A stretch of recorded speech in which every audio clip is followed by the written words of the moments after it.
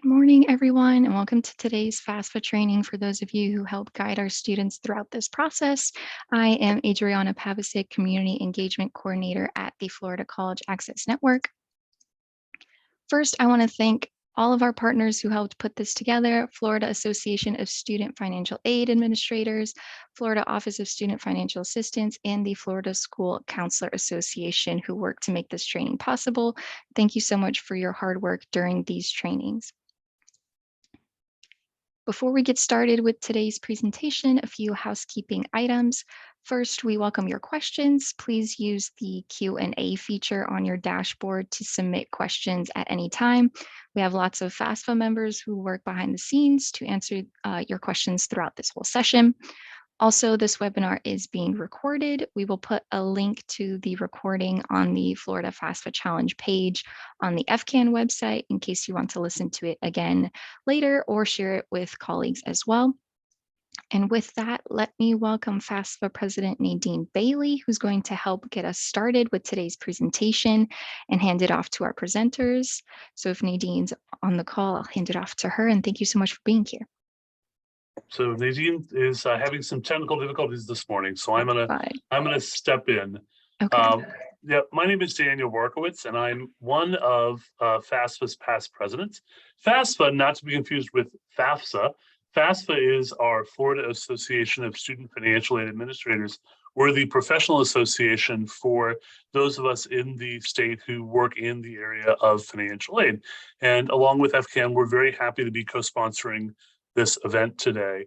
I just want to extend my greetings on behalf of Nadine Bailey, who is our current president from Ultimate Medical Academy, Katie Conrad from Florida International University, who's our past president, and he's also somewhere on the call, Christopher Hatcher from Florida Gulf Coast State College, who is our president-elect. We represent over 900 financial aid officers around the state of Florida, and those of us who support financial aid, and our advocacy and work is really about making sure that students get the funding they need in partnership with you. And we're really excited to have an opportunity once again this year to partner with FCAN and with the Florida School Counselors to make sure that we have an opportunity to make sure you get the most up-to-date information about what's going on with financial aid, and to arm you with the information you need. So I won't get in the way of the presenter. I also happen to be a presenter, so I don't want to get in my own way. But anything else you'd like to offer before we get started from FCAN, Adriana? No, I'm good. Just let me know when you want to do your polls, Karima, as well. Great. So let me bring on my co-presenter. My name is Daniel Barkowitz, and I am the Assistant Vice President of Financial Aid and Student Employment at the University of Miami. It's a position I've held for a grand total of 2 months and 2 weeks.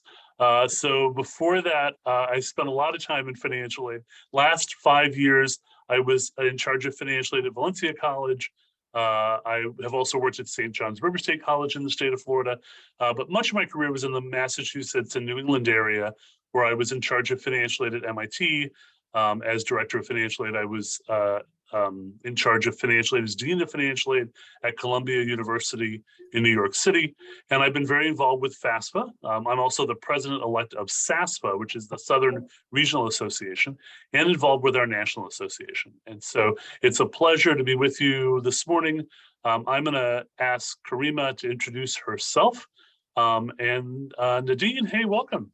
So go ahead, Karima. Why don't you introduce yourself to the audience? Good morning, everyone. I'm Dr. Karima Campbell-Mansell. I'm one of the associate directors in the Office of Student Financial Assistance at the University of Central Florida. It's a pleasure to be here with you this morning.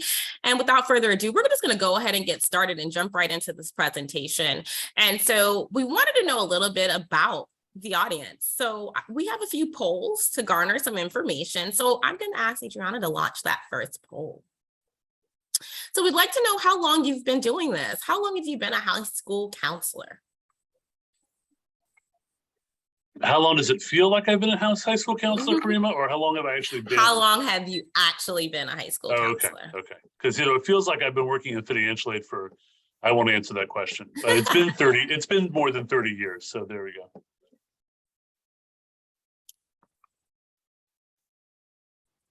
All right, we do have a mixed audience. We have some newer high school counselors, as well as some very seasoned high school counselors. So we have prepared a presentation to help you wherever you are in your profession, and along the way, we want to make sure you're abreast of all things financial aid to help students navigate this process. So next question.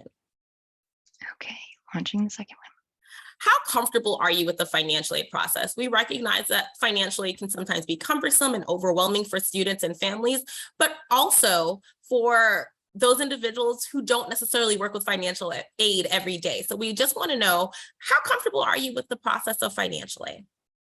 I'd love to ask this question of our FAFSA members and see how comfortable they are with the process. Hopefully, they would all answer the last one here, but We would hope so. we would hope so, yeah. At least second to last. Yes, exactly. I'll give it a few more seconds. Try asking them how comfortable they'd be being a high school counselor, and the answer would be very different. So, Great. So we also have a mixed bag here, with the comfort level being very different, from some people being somewhat comfortable to others not being comfortable at all. And we recognize that that's just a part of the complexity of financial aid. And we hope that at the end of this presentation, your comfort level increases some. And the last poll before we jump right in. What do you find to be the most challenging aspect about helping students and families navigate the financial aid process?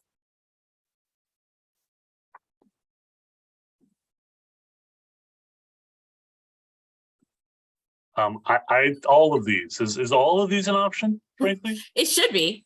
It Yeah, should be. exactly. All of the above. Okay, I'll give it a few more seconds. Still some coming through, and then I'll end the poll, share the results. Also a mixed bag. So to Daniel's point, it's probably a little bit of all of this. The lingo can be very complicated. We use a lot of acronyms and very specific language in financial aid. So we'll navigate some of that. There'll be some vocabulary throughout the presentation. Students and families do have some misconceptions about the process and aid in general. And I will attest, financial aid is ever changing. I find that to be the most invigorating and complex aspect of the work that I do. And then there are so many processes to wrap our heads around. So I totally can relate to all of these as a financial aid administrator. So that being said, I'm going to turn the floor over to my colleague, Daniel, to start our presentation. And he's going to go into quite a bit of detail about the financial aid process, and then we'll go from there. Thank you so much, Karima. And hopefully you all are sharing or seeing my screen. This is the presentation we're going to go through today. And to answer the question that I know is going to be asked, number one, we are recording the session, as you saw, so there will be plenty of opportunity for you later to rewatch if you want to rewatch the presentation we've shared. In addition, there are a number of folks behind the scenes who stand ready to answer your questions. So as you type questions, some of them we may save to answer live during the presentation. Others we'll try to answer as we go along. So don't be shy. If there's a question that you have as we go through, please feel free to ask those. And third, we will have a copy of these slides available for you for download from the FCAN website. So feel free to take notes if you want, or take a screenshot if you want, but rest assured, a copy of this presentation will be available for you. So you'll see, by the way, this new icon. If you sat with us last year and did this presentation, you may not remember this something new icon. Let me say a word about that. So at the end of 2021, as part of the Coronavirus Response and Recovery Act, if I get all the R's and S's right in there somewhere, there was a portion called the Fafsa Simplification Act, which actually has really worked to fundamentally change the way financial aid is going to work. But those changes won't go into effect until the 2024-2025 school year. So we have 1 year left before all of these changes kick in. However, we recognize that probably like us in financial aid, you work in multiple years simultaneously. And so while you're educating folks who are this year's seniors, you're also talking to the parents of and the students who are this year's juniors, and younger. So we wanted to highlight for you the things we know that are changing now. And we also want to invite you next year to come back, because we will have a lot of changes. We'll start talking about them this year, but we'll talk a lot more about them next year. And again, this is a great year to be keeping in touch with FAFSA, the organization, as well as reading your information about what's coming, because there are a lot of changes that are coming. And again, we'll try to highlight the major ones for you. Okay, so what are we going to cover today? Well, today we're going to cover really 4 topics. Number one, what is financial aid? And this may be basic for some of you. For the percentage of you that are new, this hopefully will be a good grounding. Number 2, what are the different sources of financial aid? Where does the money come from? Number 3, when and how should I apply for financial aid? So what's the application process? And then number 4, what happens if I or my student has unique circumstances? How do they navigate that process? And I may make the mistake of saying you a couple of times today when I mean families and students. I'll try to remember. This presentation is very similar to the one I do when I speak to families. So just keep in mind the you on many of this is really you and you collectively, including your students. Okay, so let's look at the good news. The good news is that in 2020, 2021, there was over $186 billion given out to undergraduates attending colleges and universities around the country. So 186 billion with a B, right? That was the total aid for 2021. And these data come from the College Board's Trends in Student Aid, which is an annual publication. We don't have the 21-22 numbers yet, but this is where we are, and some interesting information. If you start looking at the pie chart, I think you'll see, as you sort of make your way around the pie chart, some really interesting data and some pieces to highlight. Many families focus, and I know we do too, on the Pell Grant. Pell Grant and other federal grants as sort of a major source of funding. So what's interesting is that is really in the purple. That is about 14% of the funding, or about $26 billion available nationwide.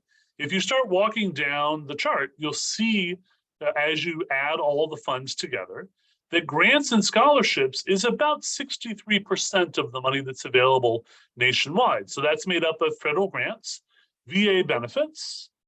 As we keep on walking around the pie chart, if you come down to about the 6 o'clock position on the clock face, you'll see state grants, institutional grants, and private grants. What I find fascinating about this, and by the way, state grants will include Bright Futures. Again, this is a national picture, but Bright Futures and other state programs we'll talk about a little later that are offered by the state of Florida. What I find really important, and what many families forget or don't realize, is that institutional grants are more than the total grants available from any other source. If you add federal grants, veterans benefits, right, state grants and private grants, you're at, all together, just shy of 32%. So it's about equal. The institutional grants are about equal to what grants there are from other sources. It's double what's available from the federal government. So the reason I highlight this is because a lot of families forget about institutions as a source of grant money. You want to make sure to help them understand that if they're not doing what's necessary to apply to the institution for grants, they may be missing out on a significant portion. The other message we also hear often is, I'm not going to qualify for Pell Grant, so why should I apply for aid? I'm sure you've heard that message before. I heard that message actually talking to a family yesterday. My reminder is federal Pell Grants are only a small part of the entire financial aid picture. And if you don't apply for everything, you won't get everything. You won't even qualify for everything. So just because you might not qualify for Pell doesn't mean your application shouldn't continue. The other, again, this goes back to the point I was raising before about source of funding. I want to highlight this one bullet I skipped over. I know there's been a lot of talk about student loans and the burden that student loans represent, and I don't minimize that. That is very true. Repaying student loans can be a hardship for many students, and I know the department and the government is doing what they can through student loan cancellation that you've heard in the last couple of months, and other ways that they're working on loan forgiveness. That said, the percent of loans that represent the percent of the total has actually been reducing over time, and specifically federal loans. So, you may not hear that story because that doesn't make a good front page headline, but the truth is the percentage of student and parent loans has actually been coming down over time. And you can see that in the trends data if you look at the College Board's report. The last thing I'll say is this is a very manageable process. It may feel overwhelming, but you all know it to be, and we try to help families understand it doesn't have to be overwhelming. It can be manageable with the right information, which is why we're glad you're with us today. You'll notice on some of the slides, you'll see at the bottom a thing that says learn more with a link. Just to describe what that is. So I keep a blog. It's a little out of date at this point. I need to get back in and do some updating. But this blog has some good historical information on what financial aid is. And it's written in a very conversational tone. You won't find my name on it. It's not really about promoting me or It's really more about just providing information for families about how the financial aid process works. So feel free. We won't have time today to go through every single detail, but there's a lot more information on the blog so that you can feel free to link to that or read that if you'd like to catch up. And again, remember, you can feel free to type your questions in our chat as we go as well. So the other thing I'd like to highlight for families, and I'll do this for you as well, is what's the economic benefit of going through the educational process? Is there a payback? It's a fair amount of money to be spending on college education. So, what is the payback? And often families will ask, is the investment worth it? Because you're going to need to make an investment. So what I like about these two charts I'm going to show you, this first one, both of them come, I should say, from the Bureau of Labor Statistics, and both, again, are national. FCAN does some wonderful work about the state of Florida, and you can see their information, but this is national perspectives. So nationally, you can see, based on this chart, that the higher you go on the educational ladder, the greater your weekly starting salary or weekly salary will be. And you can see this is all workers for 25 and over, and you can see by education level what their average weekly take-home pay is. On the right side of the chart, you'll see the unemployment rate. So similarly, right, the unemployment risk goes down the higher you get on the educational chart. So there's an economic benefit to college that is still existent. And in case that doesn't prove the point enough, I think this chart is also very instructive. This shows the unemployment rate over time, over the last 20 years. Now, what you'll see is that in shaded areas, those have been periods of recession. You'll see that the unemployment rate for all sectors goes up very quickly. But you'll also notice that the unemployment rate for those with less than a high school diploma, there the red line, is staggeringly high. And then recovery takes a really long time. Those who have a bachelor's degree, there is a growth, and you'll see it here in the Great Recession. You'll see it here in the COVID pandemic and the economic response and recovery. But look at how quickly those with a bachelor's degree have recovered, whereas the recovery is not quite as quick for those with a high school diploma, less than a high school diploma, college or some college or associate's degree versus bachelor's. So again, my reason in sharing this to you is to help make the economic argument that it still is essential economically to get that college degree because the payback is lifetime. Okay, so let's do some really quick vocabulary. So really important to understand three main concepts when we talk about financial aid. The first is something called COA. COA is cost of attendance.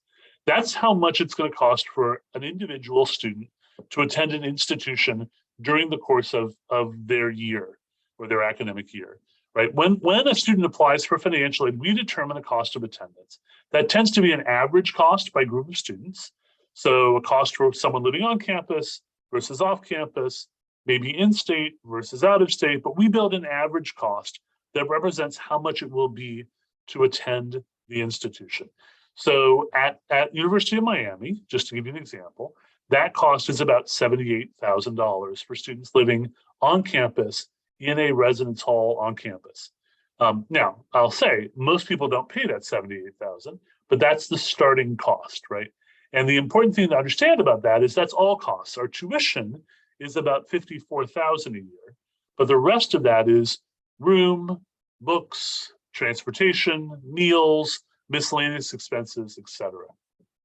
Karima, I'm going to ask, can you share for a student living on campus at UCF who's in state, what's a random or rough estimate of your cost of attendance? About $23,500. Yep. So you can see a significant difference between the two of us, right? In terms of the on-campus cost. Now, again, we'll talk about who qualifies and how, but what's your tuition cost? Do you remember roughly Yeah. for? Yeah, sure. We're $212.28 per credit hour. So a student who is full-time pays a little over $5,000 Right. for the year. So again, very different cost, but even at the $5,000 cost, the cost of attendance is much higher because it includes all those living expenses. Correct. So then we have the EFC, or that expected family contribution. What is that? Well, that is the analysis that goes through and looking at your FAFSA, and we'll talk about your CSS profile as well, to figure out what it is you can afford to pay as a family for those costs. So if we go through the formula and determine you can afford, let's say at Karima's institution, $30,000, you wouldn't qualify for any aid, the family. If you can afford $30,000 and attend you might still qualify for a lot of aid because it doesn't pay the total cost. So that difference between the cost and the EFC, we call your eligibility for financial aid, or your need. Your financial need is that difference. And we'll talk about how we meet that need going forward. Okay, so here's the first change that I just want to make sure you're clear and understand. Starting in 24-25, the way in which we calculate EFC is changing. And again, we're going to start using a different term. This is mandated by the feds, as opposed to calling it expected family contribution, or EFC. Starting in 24-25, it's going to be replaced with something called the Student Aid Index, or SAI.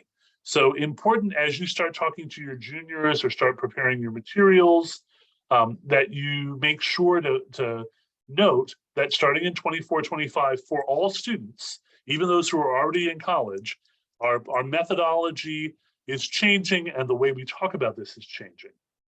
Fundamentally, this logic doesn't change, but how it's calculated will change. And there'll be some pretty significant implications for families, which we'll talk about next year as we start talking about how this is going to play out for families. Okay, so let's look at some sample costs. So you heard Karima mention that it's about $23,622 actually for an in-state student living on or off campus.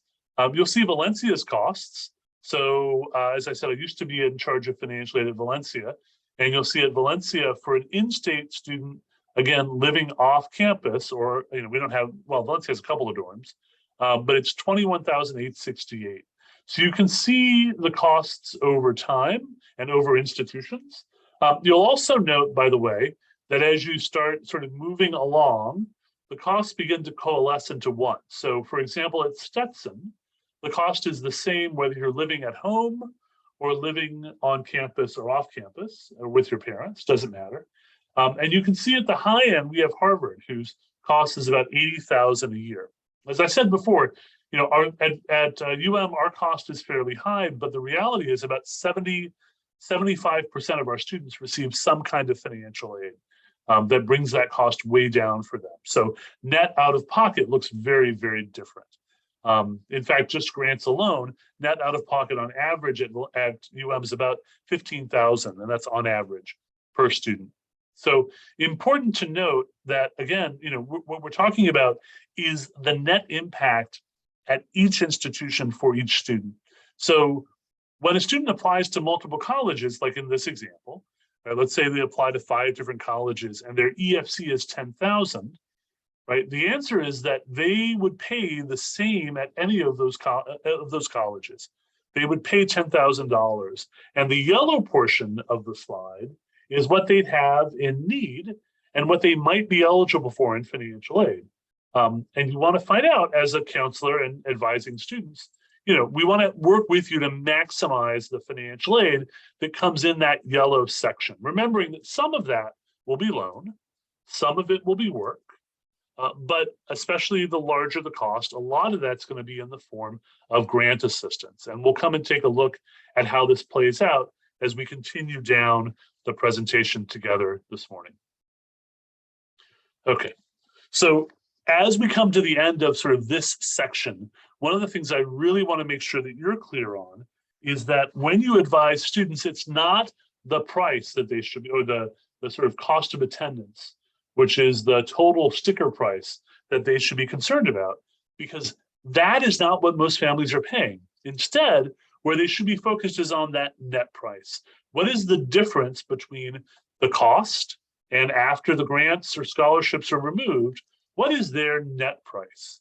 And so one of the challenges that families have is trying to figure out what their net price is, right? So one easy way for families to do this is that every college in the country is required to have what's called a net price calculator. All of us are required by the feds to have on our website a way for families to log in and easily understand what is their estimated financial aid, what is their net price. And you don't have to do a FAFSA to figure this out. You don't have to go through admissions. This is open and available to anyone who wants to look at this. So one thing I advise with juniors and younger, or seniors who haven't quite made up their mind yet, is to look at what their net price might be. And this website here, collegecost.ed.gov/net-price, has a link to every net price calculator available at every college around the country. Highly recommend it. And it's a great counseling tool to work with families to, again, hit home the point that the college that costs $25,000 might be affordable, but so might the college that costs $10,000 a year or $80,000 a year. It really depends on your personal circumstances. Okay, so let's look at the next section of vocabulary.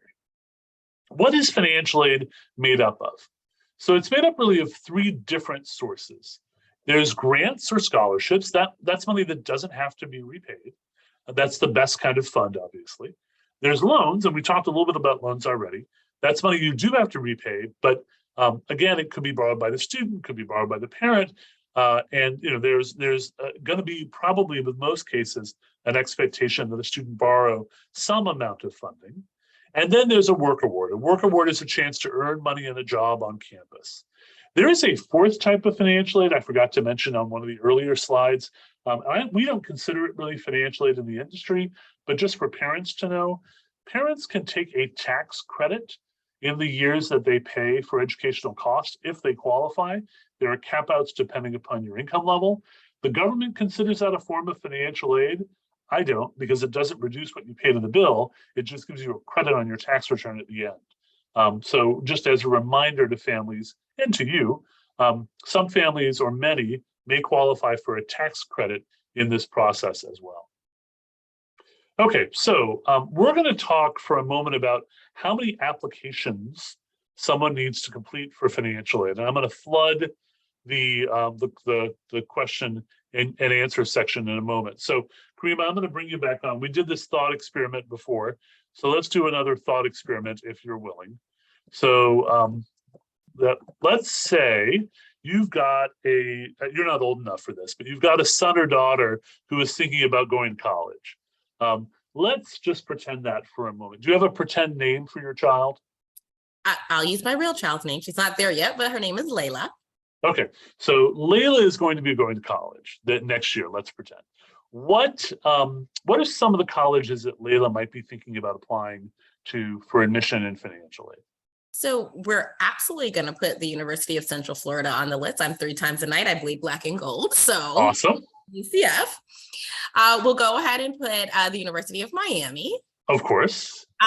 Let's shoot for an out-of-state school, and we'll go with MIT.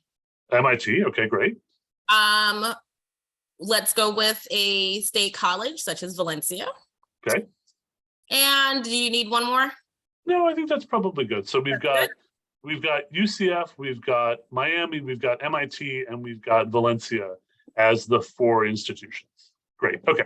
So not a question for you because you know the answer. You're sort of the plant. But for our audience today, how many financial aid applications will Karima and Layla have to complete to apply for every kind of financial aid that sort of is out there, federal, state, institutional? What's the number of applications? And people can type their answer in the Q&A and we'll dismiss it just because I'm curious to see what your answers are going to be. So Sandra, thank you. I see 1. Selena says 2.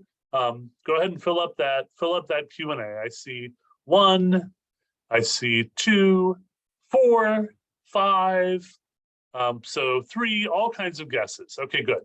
The answer is that none of you were right so far, but that's fine. That's why you're here. So we're going to go through and we're going to answer this for you.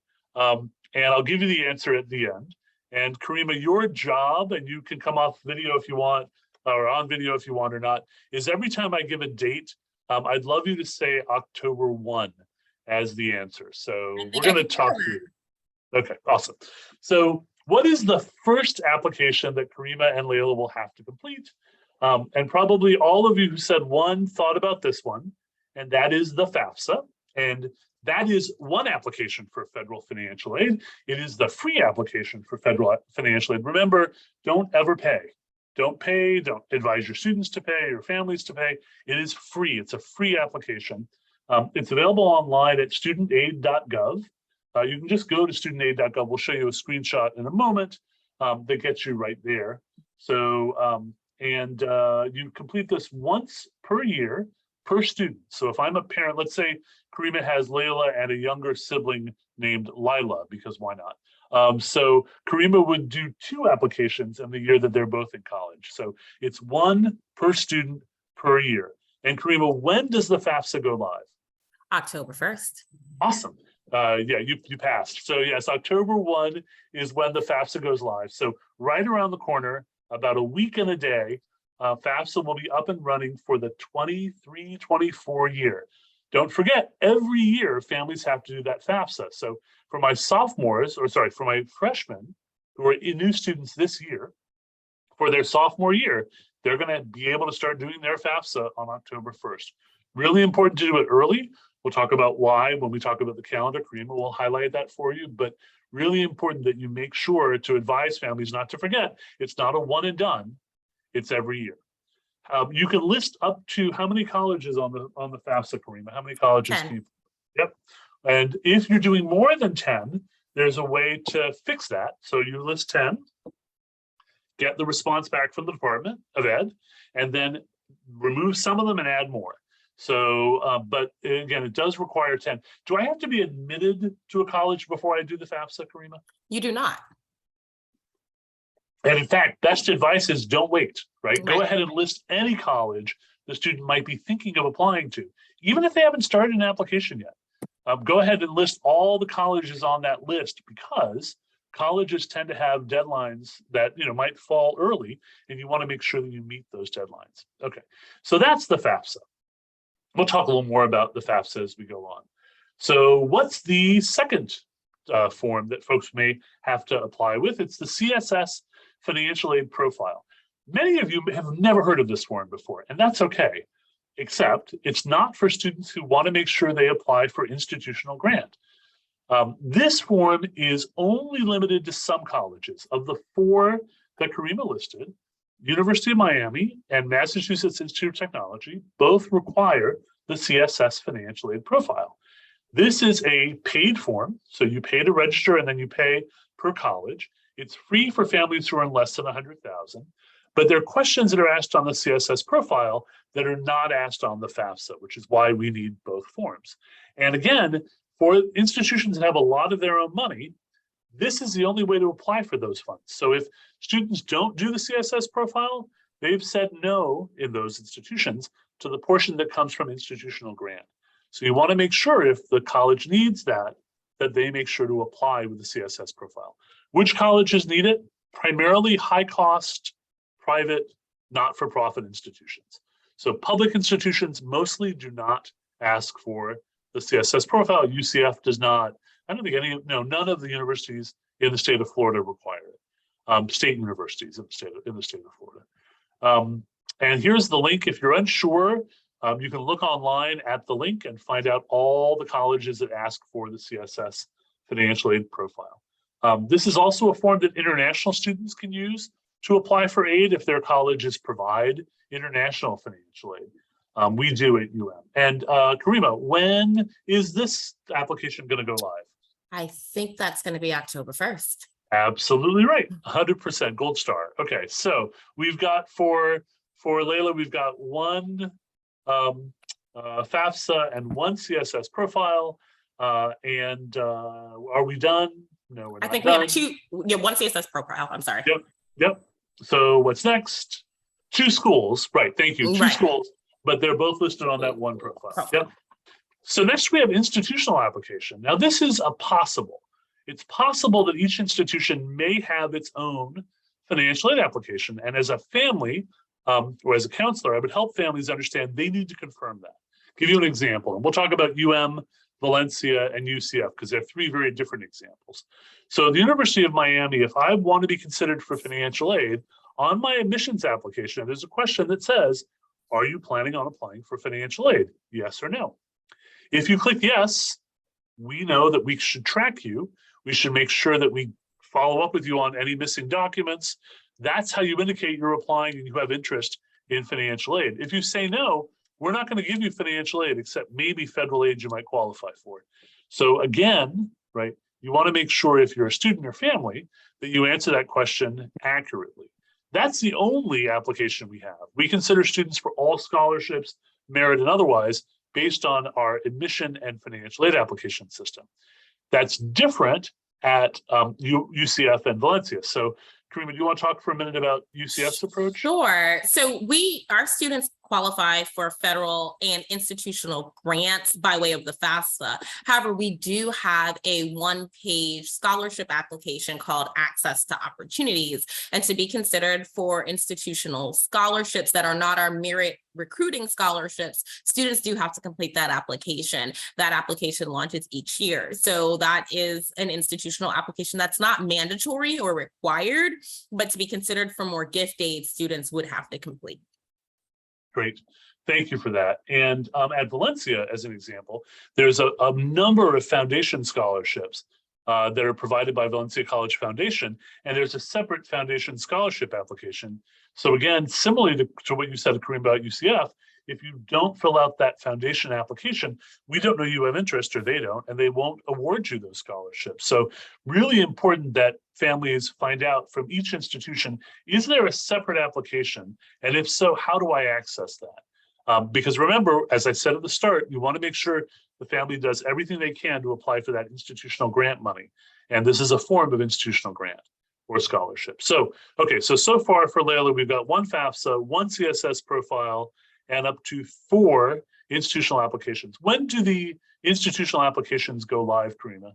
So this is not October 1st. It really varies by institution. So it's really important that the student becomes familiar with the processes at the institutions they're interested in attending, because it launches at different times at different schools. So it's just really important for the student to know. Correct. So that was a trick question. Thanks for not falling for it. I did not get you. Nope. That's right. So it really depends. Okay. So as we go on, here's a picture of what that FAFSA launch page looks like. So if you're new to the process, you can start your FAFSA there. If you're a returning user, you can log in and make corrections or do your next year's FAFSA, but that is what that FAFSA front page looks like. Now, are we done with Karima's daughter? We are not, because there's actually one more financial aid application. And one of you typed this, I know, in the Q&A, and that is for the state of Florida. Florida has 15 different state scholarship, grant, and work programs. The one most of us talk about and know about and hear about is the Florida Bright Futures program, but that's only one of the 15 programs that Florida has. And for many of these programs, you need to start by completing that Florida financial aid application, which also, by the way, opens October 1 of the student's senior year in high school. This is a one and done. So unlike the other applications where you do this every year, with the Florida financial aid application, you only have to do it once in your student's senior year of high school. Most of you in your high schools do this in some class, whether that's history, social studies, or English. You have or a senior day where students maybe who are younger are taking PSATs. You have a day where students complete this application. It's really important they do. Even if they think they're going out of state, it's really important that they complete it now. They will not have a chance to do this later. And if they change their mind, right, they can't go back and complete the application later. And my friend, Peter Hernandez, who's on the call, will correct me if I'm wrong, but I believe it's a 5-year time frame after they complete the application that they can retain eligibility depending on the program. So again, if they change their mind and come back, you want to make sure that application is present. The other thing that's really important to note is for Bright Futures specifically, it's really important that if you're interested in applying for Bright Futures, or you think you might be eligible for Bright Futures, or your student might be, that those students report their SAT or ACT scores directly to a Florida State University, not just FSU, but UCF or USF or UF, FSU, because the only way that the Department of Education in Florida gets those SAT or ACT scores is if they're reported directly to one of those institutions. So for example, let's say you are set on UM. Your student's set on UM, they're applying to University of Miami, and if we admit them, they're here, but they're Bright Futures eligible. So when they sit for the SAT or the ACT, if they only report those scores to University of Miami, the state will never receive those official scores. So really important, even if they're not planning on applying to one of the state universities, that they at least get their scores sent there if they think they're going to be Bright Futures eligible. Okay, so moving on, let's talk about the FSA ID. So one of the other pieces that's important to know is that when you sign, or when the family signs their application, their FAFSA, they do that by using something called the FSA, or Federal Student Aid ID.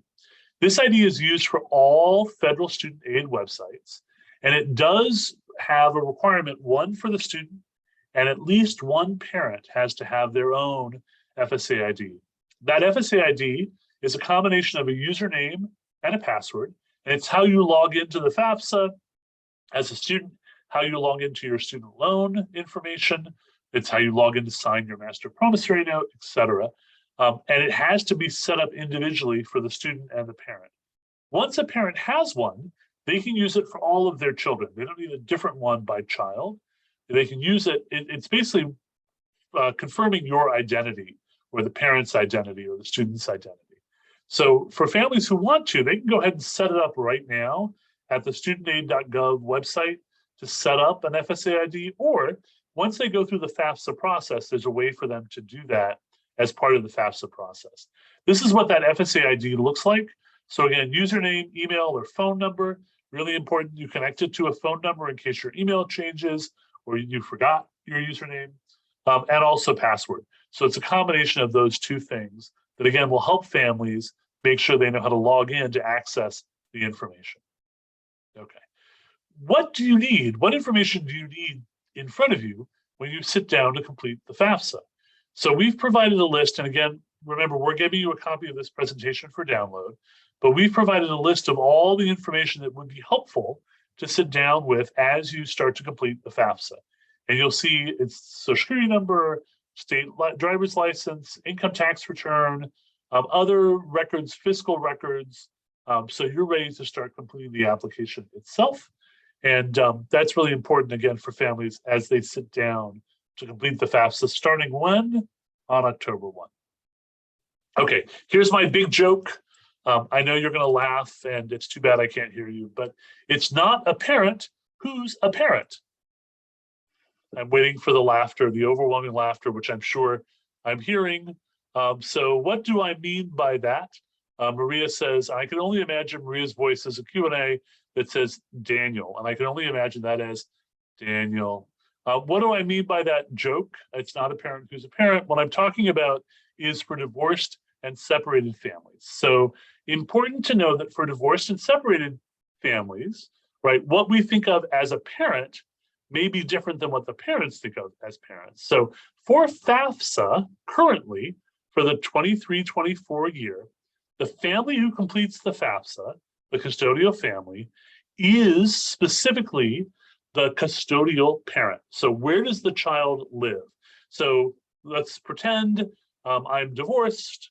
My wife and I have a kid together, my ex-wife. My child lives with my ex-wife. The custodial family in that case would be my wife or my ex-wife.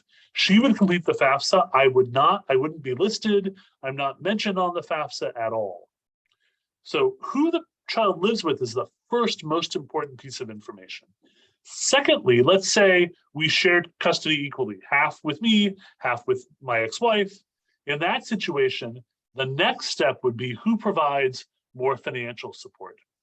Notice, by the way, it never asks who claims the child. That is not a question that's involved at all to determine which parent completes the FAFSA. Let's say my ex-wife has remarried in that scenario, and the child lives with ex-wife, my ex-wife, and her new husband, stepdad. In that situation, both of those individuals would be on the FAFSA. So stepdad would complete the FAFSA as well, along with the mother, the student's mother, because that is the custodial household. That's where the student lives. Now, for some colleges, mainly those who use the CSS profile, there may be a request to get information from that other parent. So if, and we do this at University of Miami, so if a divorced family is applying for financial aid, student lives with mom, mom will complete the FAFSA, mom will complete the profile, but we will ask dad for information using something called the non-custodial parent profile. If dad is still involved with the child, and there may be a time where that gets waived, but that's by school and primarily for their own institutional grant money. Again, this is something that is changing in 24-25. You see that little something new button here. Starting in 24-25, right, it's not about where the child lives anymore. It's about who contributes more. So remember, right now, we start with where the child lives, and then it's who contributes more. So starting in 24-25, it's only based on who contributes more towards the child's expenses. And that will be a major change for some families. It may change which parent completes the FAFSA between freshman year and sophomore year for some of these families. Karim, you wanted to say something or add something? I just want to add that also when it comes to, it's not a parent who's a parent, a lot of times students assume the person who is raising them can be utilized on the FAFSA, and that's not necessarily the case unless the student has been adopted. If for the purposes of the FAFSA, a parent is a biological, adoptive, or step parent based on the information that Daniel provided. If the student is in a legal guardianship, that student is independent for financial aid purposes. We get into that a little bit later. Or if the student lives, there are complex familial situations that don't fall into nice, neat categories, and that student might need to do some other additional items with their institution of choice. So just wanted to share that. Thank you. Yeah, thank you for that clarification. Really helpful. So for example, if I'm living with my grandparents, I may think of them as my parents in all but actuality, but unless my grandparents have legally adopted me, they are not required to fill out the FAFSA. There may be other complications, but I think that's really helpful to clarify as well. So Karima brought up dependent or independent. It's almost like she knew the slide was coming next. So let's talk about this question, because who is dependent versus independent? How do we determine that? So there's a series of questions that are required by the feds to determine whether or not a student can sort of stand on their own for financial aid purposes. And these are those questions, and we'll quickly review them. So am I over 24? Am I going to grad school right now? Am I married or separated but not divorced? Do I have kids or dependents who receive more than half of their support with me and who live with me? Right? Am I an orphan, a ward of the court, or in foster care? Am I in legal guardianship or an emancipated minor? Am I an unaccompanied youth at risk of homelessness or homeless? Am I serving on active duty currently, or am I a veteran of the U.S. Armed Forces? Right. So if any of those are yes, then the student is automatically independent. So to Karima's point earlier, if I'm in legal guardianship and I can answer yes to that question, there is no parent required for the purposes of filling out the FAFSA. But if I live with my grandparents and I don't get along with mom and dad, that doesn't qualify under any of these questions. So what happens in that situation?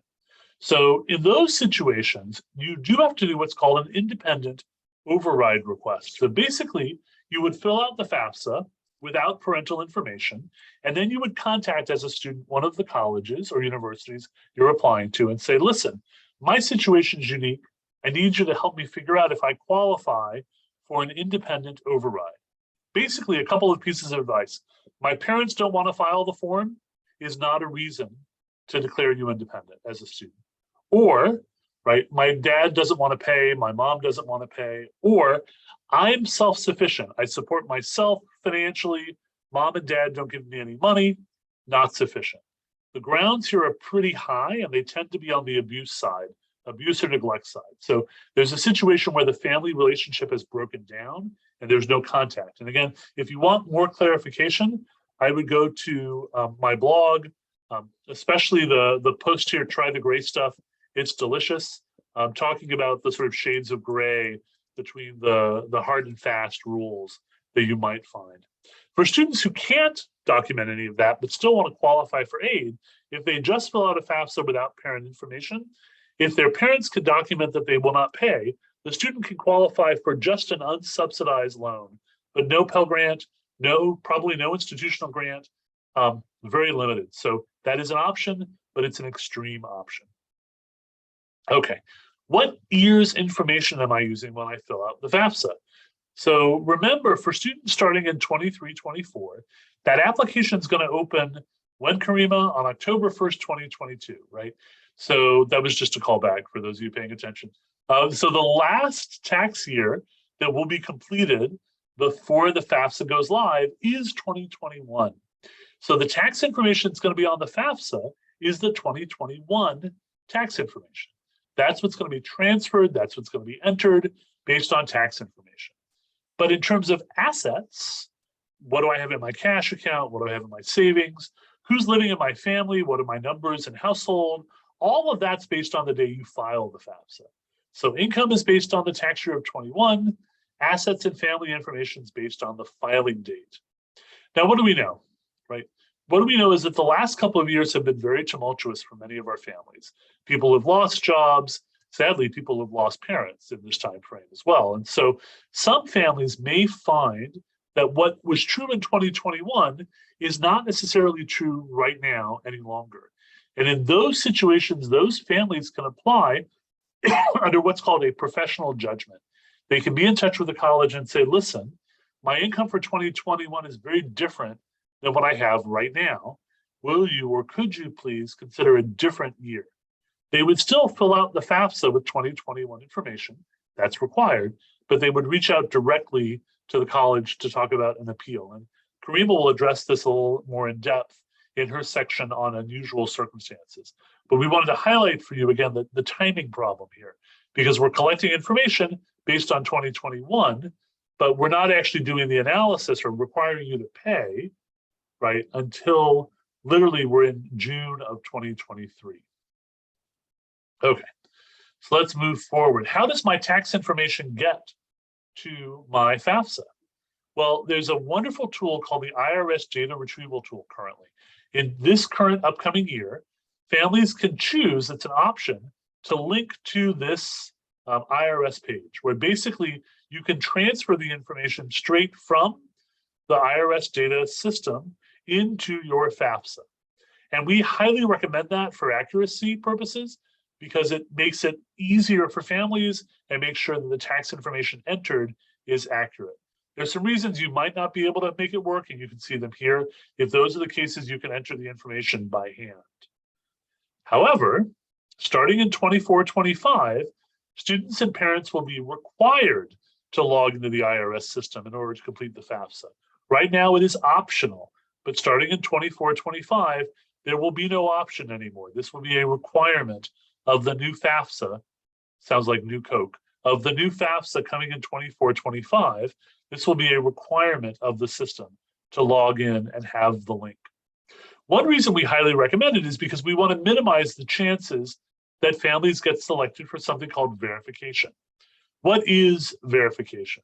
Verification is where the federal student aid system requires us at the college to prove that what you submitted on the FAFSA is legitimately what information is true about you.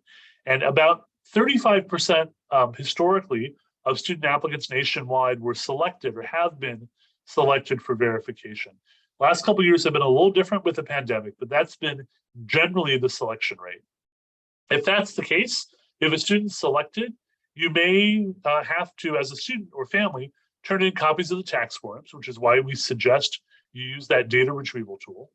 There's a verification form the college may ask you to complete, and the student may have to prove identity, prove they're a high school graduate, prove their immigration status or other issues about their statement of educational purpose and their identity. So it is possible that students will be selected. And I know at institutions like mine, at University of Miami, we actually select 100% of students to require them to turn in tax information. Because for us, it's about how we spend the institutional dollar. We want to make sure we're spending it accurately. Starting in 24-25, verification is going to look very different because of that link to the IRS that we required as part of the FAFSA. So stay tuned. We'll talk next year about changes and what we know at that point, but just stay tuned that this process, again, is likely to change moving forward. So I'm not going to spend a lot of time on this slide, but I just want to highlight that there are different ways to award financial aid. There are merit programs. Those are programs where students are given awards for academic, athletic, or other talent. Generally, they tend to be private funds, although in Florida, right, Bright Futures is one of them. So, for example, in Bright Futures, it's not based on your need, it's based on academic talent and promise.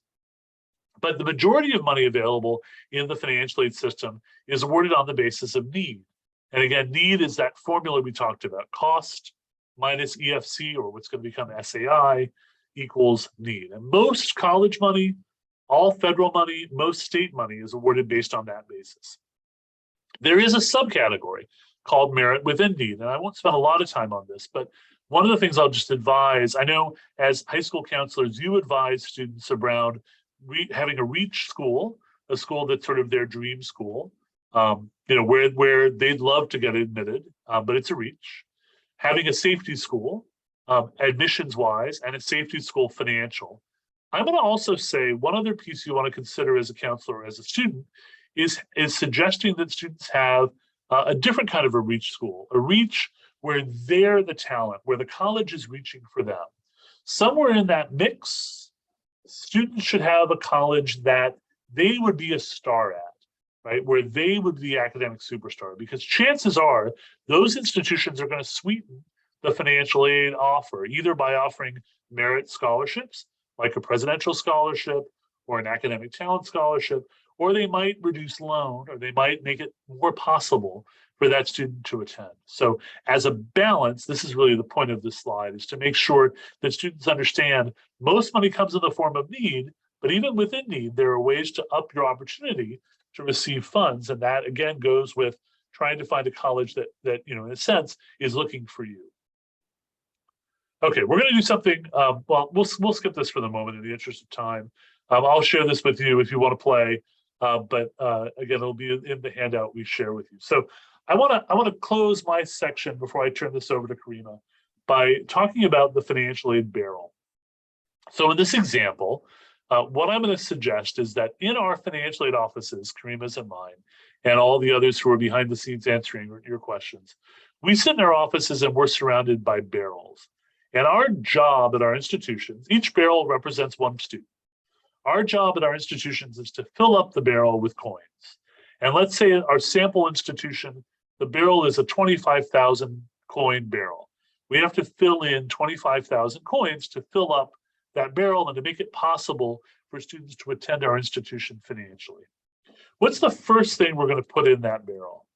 Well, if you've been paying attention, the first thing that's going to go in is the family contribution, or that EFC, right? So for this particular family, that's a $5,000 expected or estimated family contribution. So in this case, there's now room for 20,000 coins in the barrel. What's the next thing we're going to put in? So that would be a combination of scholarship and grant assistance, or what we call gift aid, right? Free money, money that doesn't have to be repaid. In this case, this student got $13,800 of gift assistance or grant aid. The next thing that comes in is a combination of work and loan. In the financial aid world, we refer to this as self-help. This is money the student has to earn or work for or borrow to help themselves. This is their contribution to their education. It is considered financial aid because it's not part of the parent contribution, but it's or family contribution, but it's an opportunity for them to contribute to the expenses for the year. And what's left? Well, if there's still room in the barrel, if there's still money left once we package or put in the gift aid and the self-help aid, what's left is what's called unmet need. So in this family's case, there's unmet need or room in the barrel of $1,500. So this family would have to pay actually out of pocket $6,500 because this particular case, the barrel wasn't filled. So I will say at a University of Miami, we do commit to meeting the full need or filling the barrel for every family who comes through in their freshman year. Most institutions try to fill the barrel, but there may be situations where that's not possible. And what happens if that student goes out, let's say, and gets a scholarship from the high school? Really important lesson here. So let's say they get a $2,000 scholarship. What's the first thing that's going to be impacted? It's that unmet need because it's on the top, right? So an outside scholarship will reduce, in most cases, first, that unmet need. Second, worker loan. So sometimes, if this family got, let's say, $2,000, they'd have a $1,500 reduction in unmet need, and then $500 would have to come from somewhere, probably from the work or the loan award. It's not until the family actually has $20,000 of outside scholarship that it begins to impact that EFC. So a lot of families think that getting a scholarship will reduce what they have to pay. It may if they have unmet need, but chances are it may just reduce the worker loan, which is still a form of payment, but the worker loan amount rather than that EFC. Karima, you wanted to add something to this. I was just getting ready for the next slide. Oh, okay, there we go. So, this is, I think, a good analogy to help work with families on, to help them understand the implications here. And the fact that, again, our goal is to fill every barrel, but we really work in partnership with families. So with that, I'm going to turn this over to my friend and colleague, Karima Mansell. Dr. Mansell is going to take us through the rest of the presentation. Thank you, Daniel. So when families are looking at how they fund the expected family contribution, there are a variety of different ways that they can do that. So past income, savings, that includes any accounts that the student or family may have, including 529 plans or Florida prepaid plans. Those are ways that students can find resources to assist with meeting that expected family contribution. Present income, if they have available from the salary that they're earning, or finding out if their institution has a payment plan that allows them to make maybe more manageable payments over the course of a given payment period. So maybe a semester, depending on the school that they're attending. And then future income. And Daniel spoke to student loans, but I also want to speak about parent loans. So the federal loan program includes the Parent Plus loan. The Parent Plus loan is the parent loan for undergraduate students. It allows parents to borrow up to the student's costs of attendance minus any other resources the student is receiving. So this is another tool in the toolkit that allows families to meet that students' cost of attendance. There also are federal loan programs for our students, the unsubsidized and subsidized loans that are available to help students with their educational expenses. And then there are private educational loans. I always like to ensure that students and families are aware that private educational loans vary greatly by requirements as well as by borrower benefit. So it's really important that if a student is considering taking a private educational loan, the student does his or her research. When it comes to private educational loans, it's also important to note that the student may need a cosigner because they are based on credit worthiness, and many of our students don't necessarily have the extensive credit history needed to secure that loan on their own. So some insider tips. Cannot stress enough why it's important to find out deadlines and comply. So when we think about deadlines, one of the things that really comes to mind is the priority filing date. So each institution has what they call a priority filing date, and that priority filing date is the date in which that institution would like their students to complete the FAFSA or the applications for financial aid consideration for their institution in order to get what we call maximum consideration for financial aid. In many cases, financial aid is limited. And so in order to be equitable and to have a fair way to distribute funds, there are dates established to give students maximum consideration. And so it's really important for students to know those dates. I know that we all know that the FAFSA launches on October 1st, but different schools have different dates on when they'd like to receive those FAFSA results. So for example, at UCF, our priority filing date is December 1st. Some of our other state universities have priority filing dates of December 15th, January 15th, March 1st. It's just really important to look around at the schools the students are interested in attending and for the student to know those dates and to keep some type of matrix or file or app or calendar that tells them all these dates that are approaching. There's a lot going on with the college going process, so we don't want students to miss the mark because they missed an important date. We want to encourage students to ask as many questions as they have. You're there to help them. We're here to help them. We definitely want them to know that it is not uncommon to have questions, and there are individuals who can help them navigate this process. Also, encourage students to apply for schools that they're interested in attending. While cost is a part of the decision-making process, it shouldn't be the only factor. And you never know what your net cost may be until you really do the application process for a particular institution. So while some schools might have a higher cost of attendance, they may be able to offer you some more institutional aid to bring in that net cost and bring that down. And then students should explore all of the options available to them for financing. This includes grants and scholarships.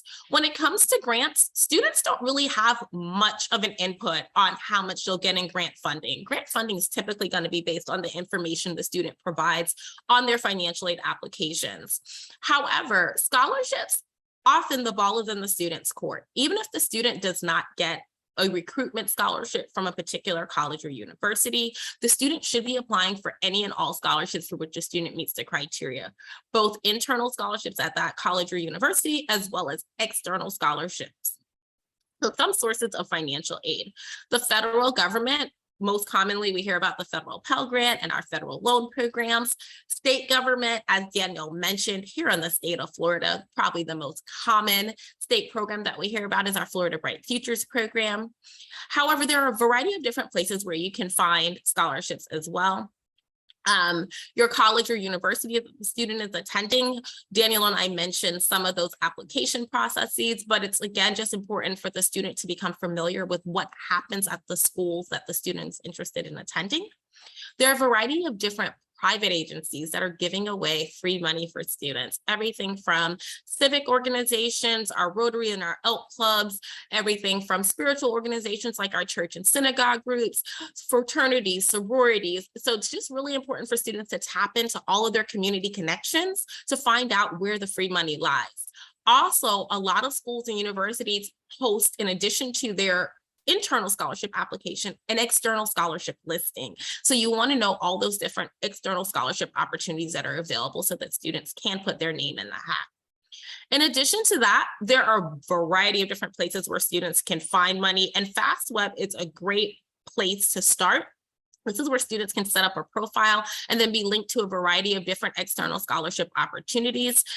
I always like to share with students that when it comes to the scholarship search, it is really one of tenacity and diligence. Students may not get all scholarships for which they apply. We don't expect them to get everything for which they apply. However, continuing to apply regularly increases the likelihood of students being able to secure some of those scholarship dollars. So just some things with the financial aid calendar. So as I think we've said it many times, on October 1st, just a little bit over a week here, the FAFSA and the CSS profile will become available. In November, many colleges are going to have early decision deadlines for filing the FAFSA and doing other forms. December and November is a great time for students who are participating, particularly in the early admission process, which we encourage our students to do because things shift and change in the admission cycle depending on how that school administers admissions. So I would encourage students to apply as early in the admission cycle as possible. But there are additional forms that need to be completed for financial aid as well as for the admission process. In December, early decisions are mailed, and many schools between December and February are looking for additional forms, again, more forms to be completed and submitted to that institution. And then with the time of late February to early March, schools might be contacting students to learn more about information that they need to continue either their financial aid process or their admission process. Not all schools make contact by way of phone. I do think it's really important that students utilize their email and monitor their email regularly, as well as the school's portal. So each school has a portal or a platform where students are assigned a unique identifier to sign in, and students who have completed the admission process will have that. It's important for students to know where they're getting the information that they need to submit to the institution. And then by the end of March, early April, we start to share what we think your financial aid package may look like for the upcoming year. And so these financial aid summaries include comprehensive financial aid packages based on the information that the university or college has for that student. So based on that information, we're going to say the student is eligible for these grants, these scholarships, these loans, and share with the student what their comprehensive financial aid package may be.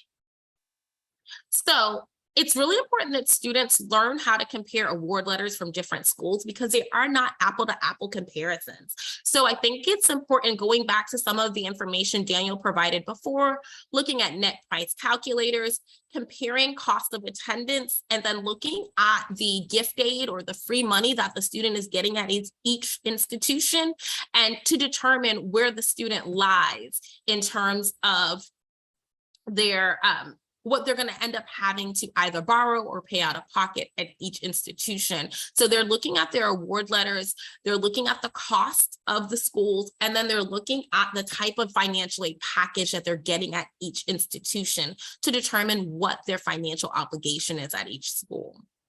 May 1st is the decision deadlines. You have to let schools know where you're going, so students do need to share. I'm either attending or not attending this particular institution. And then also in May, deposits become due. So anything from securing on-campus housing to paying a seat deposit that will go towards tuition are types of things that happen in the month of May. June, the bill for the fall semester becomes available depending on the school. Each school has their own process for generating the bill for the fall semester, but no later than August will you see the school generate what the student is going to be responsible for paying in that fall semester. And then we start the cycle all over again with October for the new FAFSA becoming available and the CSS profile becoming available if the student is a private institution that requires it. And then November, December, looking for those spring charges showing up on the student's account.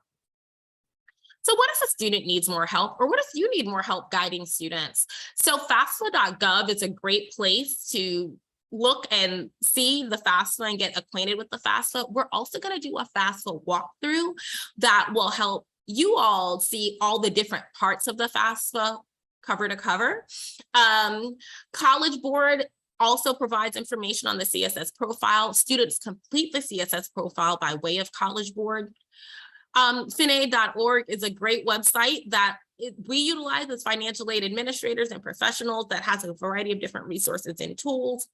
And Daniel mentioned his Money Man blog that's going to share information about different nuanced aspects of the financial aid process. And it's a great read as well.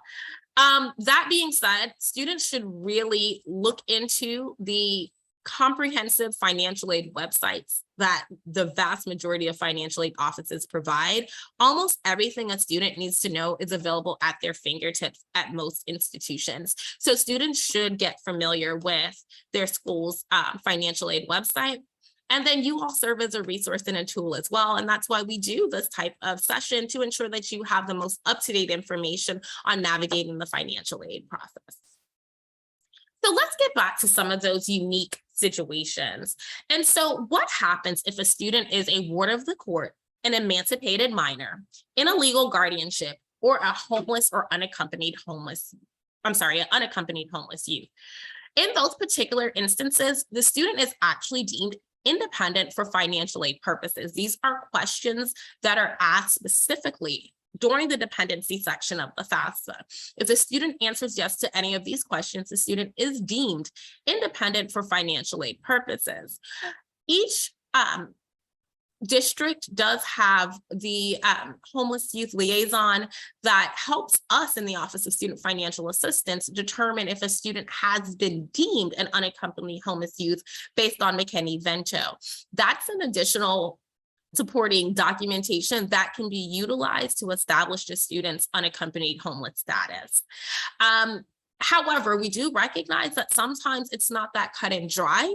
And so within the Office of Student Financial Assistance, we do have the leverage to make a homeless determination once a student has indicated that that student is facing homelessness or at risk of being homeless.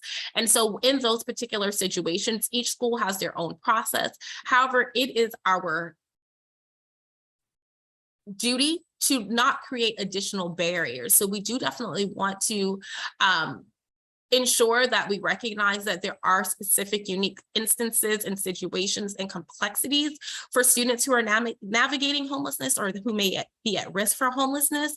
And so if a student is in that situation and may not be able to answer the question on the FAFSA as yes, they do want to make sure that they reach out to the school that they plan to attend. So some unique situations continued. What if I'm a citizen, but my parents do not have a social security number? And I do believe I saw a question like this in the Q&A section where the parents resided in Brazil, if I'm remembering correctly. And that is okay. Students must be either citizens or eligible non-citizens in order to complete the FAFSA. In order to be considered an eligible non-citizen, a student must either be a permanent resident of the United States, holding an alien registration card, or fall into a few specific categories. I'm going to try to remember them off the top of my head, but if a student is in an asylum, refugee, or parolee status, if a student is a Cuban or Haitian entrant or a conditional entrant, if a student is in a battered immigrant status, those students would qualify as eligible non-citizens.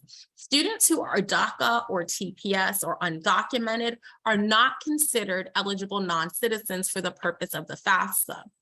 And so when a student has a valid social security number, they can complete the FAFSA if they fall into one of those statuses. So either being a citizen of the United States, either by birth or naturalization, a permanent resident, or one of those other categories that I listed.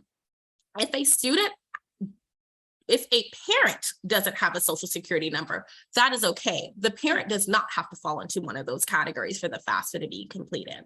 The parent can utilize the FAFSA and include all zeros for the social security number if the parent does not have a social security number. And so to just expound on the resources available for DACA students, there are times when DACA students will complete the FAFSA. However, they will not qualify for federal aid.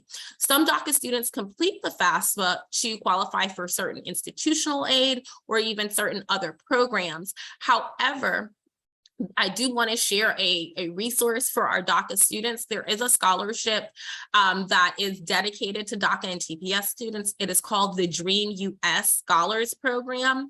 And so that is a program, if the institution of higher education participates with the Dream US, those are funds that are available to our DACA students. Additionally, private resources such as private scholarships, if not specifically indicated that they are funds for students who are either permanent residents or citizens, I encourage students to apply for those types of scholarships as well. Those private funds can be utilized.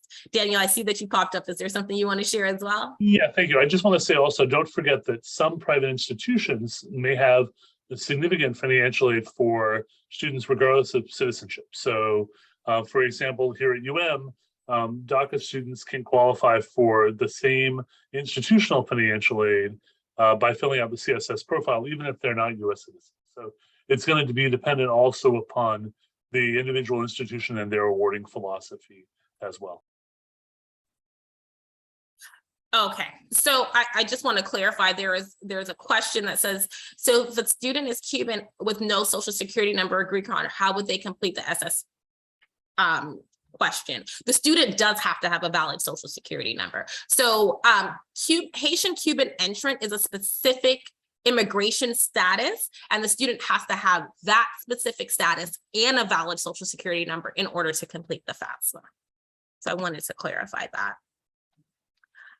All right, so moving on, what if your situation has changed? And as Daniel mentioned, we are seeing a lot of students with changed situations. Students who have had a variety of different situations change in their family, everything from income changes to parents divorcing, or the unfortunate circumstance where there has been someone who was included on the FAFSA who has since passed away, excessive medical bills. There are a variety of different things that can just change the landscape of a family situation. In those cases, it is really important for the student to learn the process for a process that we call professional judgment in the Office of Student Financial Assistance at our various institutions. And what professional judgment is, it allows financial aid administrators to exercise just that, professional judgment, to take into account a changing situation. So while the FAFSA will be completed based on the base tax year of 2021 in the case of doing the FAFSA for 23-24, however, we would be able to maybe take into account the current situation of that particular student or family. So if things have changed, the student should find out from the college or university that the student plans on attending how to navigate the professional judgment process at that particular institution. So if a student's parent is unwilling to provide their information, as Daniel mentioned before, that doesn't necessarily render a student independent. Being financially independent doesn't necessarily render a student independent. The student's dependency status and whether or not parental information is required on the FAFSA is based on the questions that are outlined on the FAFSA for dependency, and Daniel went over that, so I'm not going to do that again. However, we do recognize there are unique circumstances, and we talked about the dependency override process, and Daniel also briefly mentioned what we refer to in our office as parental refusal. And parental refusal is when a student's parent has decided they will not complete the FAFSA and they will not provide any financial support to their students. When those two things are present, the student can reach out to the college or university that they're attending to find out that school's process to determine parental refusal. As Daniel mentioned, this is a last resort because in these cases, the student is only eligible for the unsubsidized loan. So if the student has any way of getting parental information, we do want the student to choose that route first. And so in the situation where students have complex familial situations, such as abuse or neglect, we do have the authority to do what we call a dependency override. A dependency override is a specific type of professional judgment where we take into account the student's unique familial situation based on the student's account and third-party documentation. So that third-party documentation can come in a variety of different ways, police reports from the Department of Children and Families. Sometimes we even get letters from guidance counselors who are familiar with the student's complicated family situation. And that information is used in corroboration with the information the student has provided to render a decision as to whether that student can be considered independent based on the unique circumstance. This is an annual process. So if the student is deemed independent their freshman year of college, they will have to complete this process in subsequent years as well to seek that independent status. And so that concludes the presentation portion. And Adriana, I am going to ask that you launch our final poll, and then we will get into answering some additional questions. Okay, just get that ready. And here we go.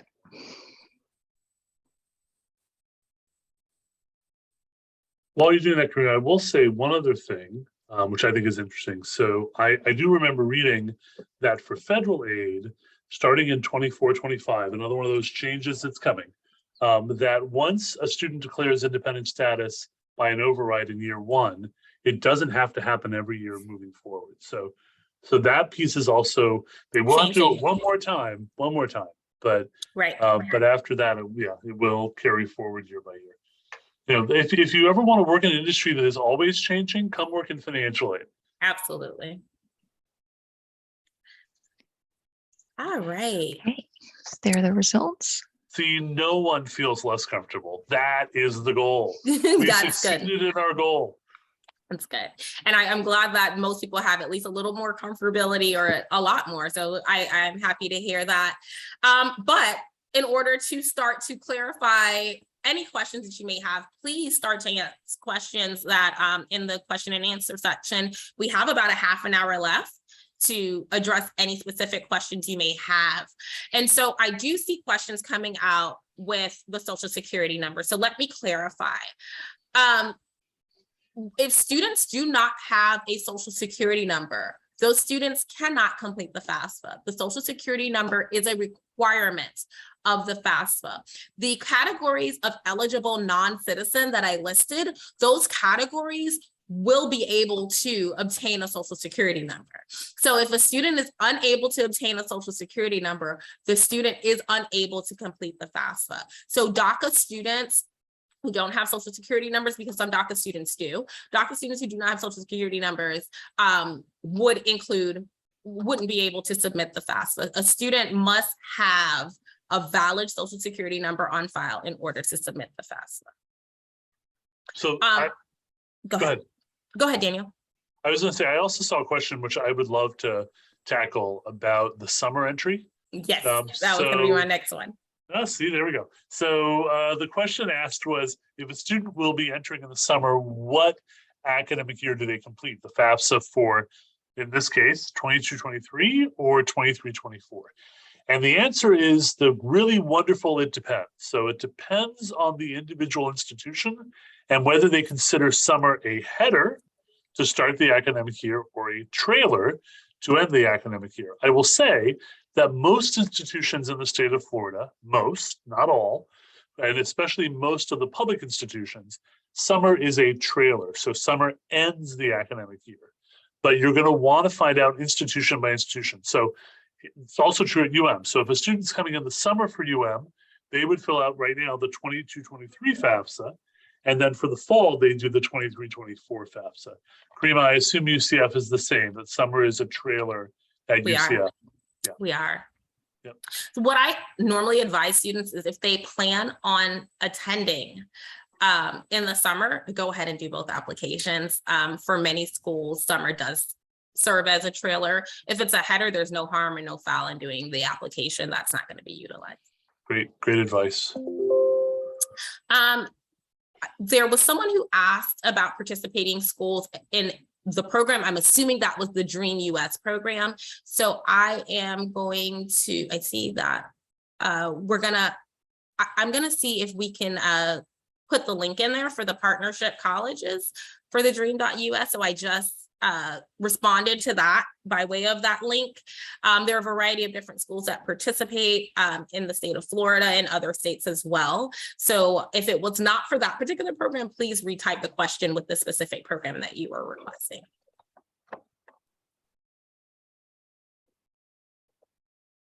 Okay, wonderful. Just looking through the Q&A.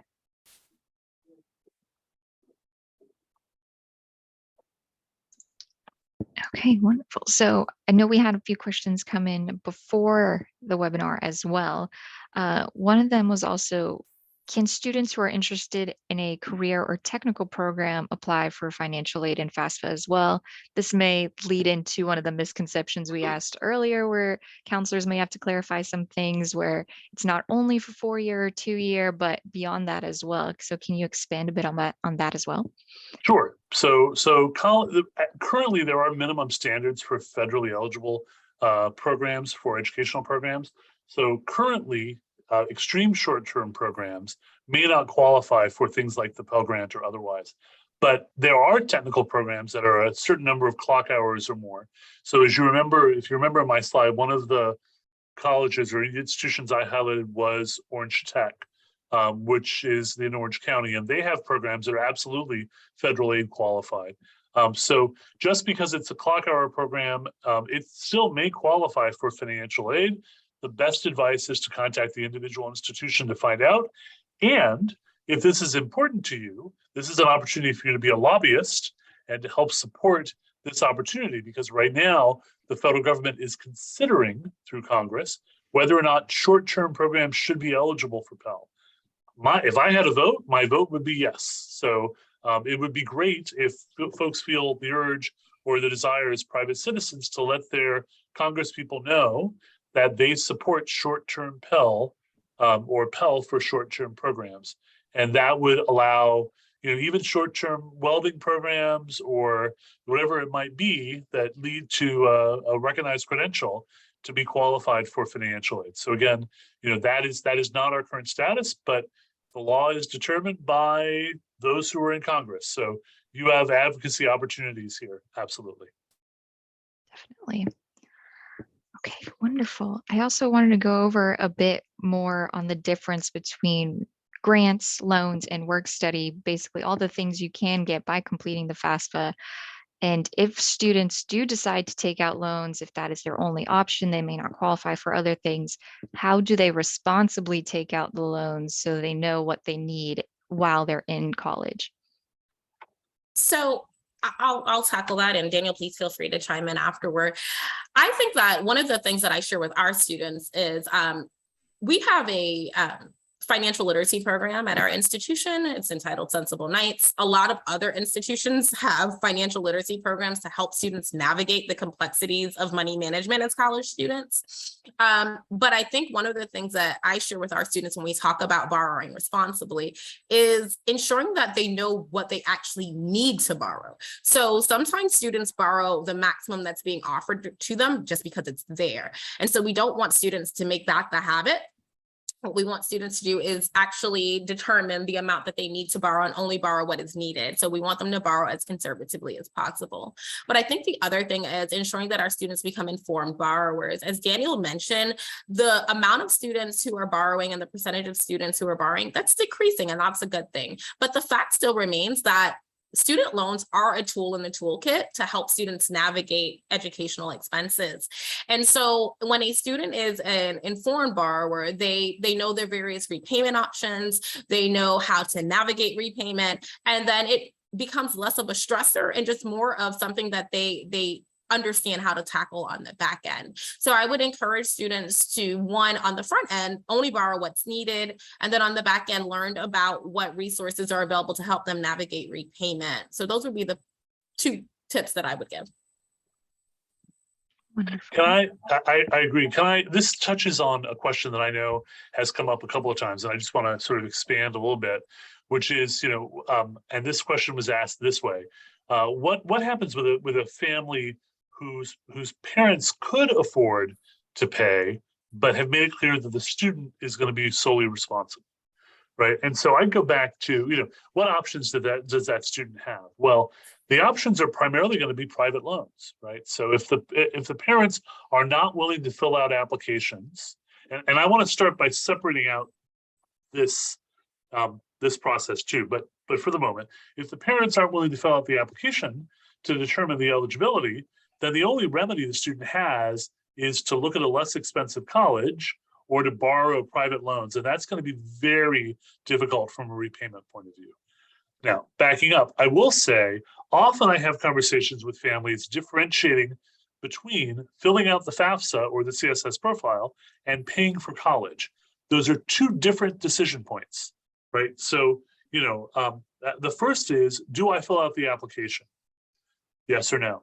Filling out the application does not obligate a family to pay for college. All it does is determine a student's eligibility. So by filling out the application, you make it possible for us to determine whether or not we can give you any money. You then have a choice to make as a family about whether you want to support the cost, which is separate from the application, right? So, again, for many families, that's enough to get over the hurdle of at least getting the application done. There's no harm in that. The example I often use is, let's say I wanted to apply for a mortgage. I have to do the application for the mortgage first to see if I qualify. Once I qualify, I then can decide whether or not I want to sign the promissory note.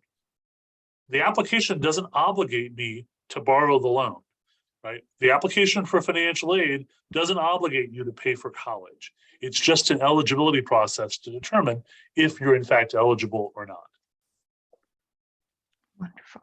Yes, definitely good information for students and parents to know to fill it out regardless of if they think they're going to qualify or they make too much as well. And one other question, if I could just answer, I'm sorry. This one came up and I just wanted to clarify as well. So there was a question about international students. Can they apply for financial aid?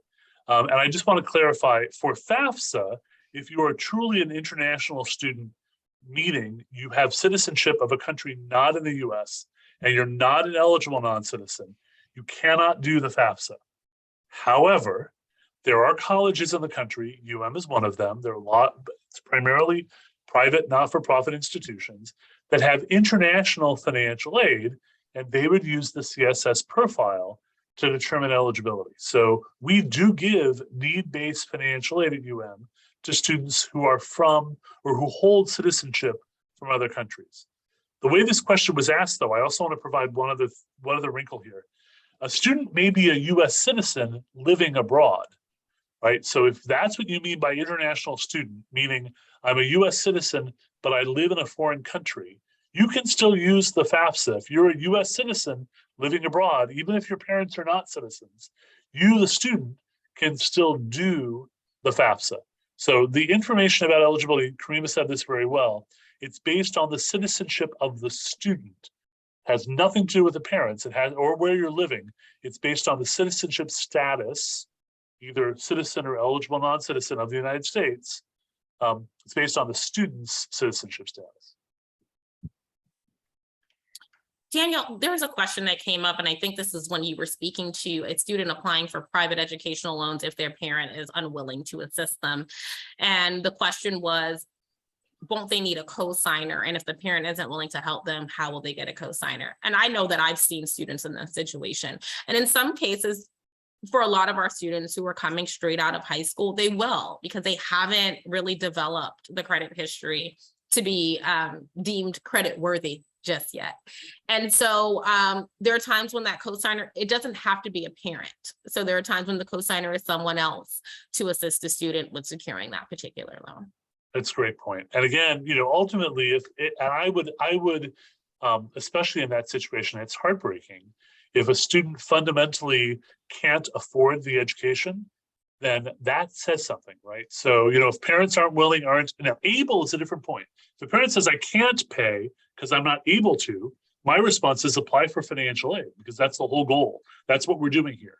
If they are able to, but choose not to, well, the question then becomes, what's the relationship with that parent? Is there something deeper that's going on that we should explore?